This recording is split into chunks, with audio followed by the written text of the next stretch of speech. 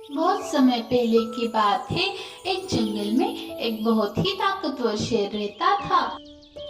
एक दिन शाम को एक लोमड़ी उसके सामने दंडवत करती हुई उसके गुणगान करने लगी। उसे देखकर शेर ने पूछा, अरे तुम ये क्या कर रही हो? लोमड़ी बोली, हे जंगल के राजा, मैं आपकी सेवक बनकर अपना जीवन धन्य करना चाहती हूँ। कृपया मुझे अपनी शरण में ले लीजिए और अपनी सेवा करने का एक अवसर प्रदान कीजिए। शेर को पता था कि लोमड़ी का असल मकसद उसके द्वारा छोड़ा गया शिकार खाना है, पर उसने सोचा कि चलो इसके साथ रहने से मेरा क्या जाता है, नहीं तो कुछ छोटे मोटे काम ही कर दिया करेगी। और उसने लोमड़ी को अपने साथ रहने की अनुमति दे दी।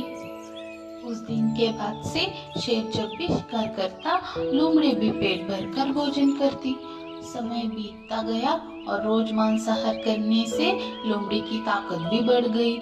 इसी घमंड में अब वह जंगल के बाकी जानवरों पर रोब भी झाड़ने लगी और एक दिन तो उसने हद ही कर दी। उसने शेर से कहा, आज तुम आराम करो, शिकार मैं करूंगी और तुम मेरा छोड़ा हुआ मांस खाओगे। शेर यह बात सुनकर बहुत क्रोधित हुआ, पर उसने अपने क्रोध पर काबू करते हुए लोमड़ी को सबक सिखाना चाहा। शेर बोला, ये तो बड़ी अच्छी बात है, आज मुझे भैंस खाने का मन है, तुम इसी का शिकार करो।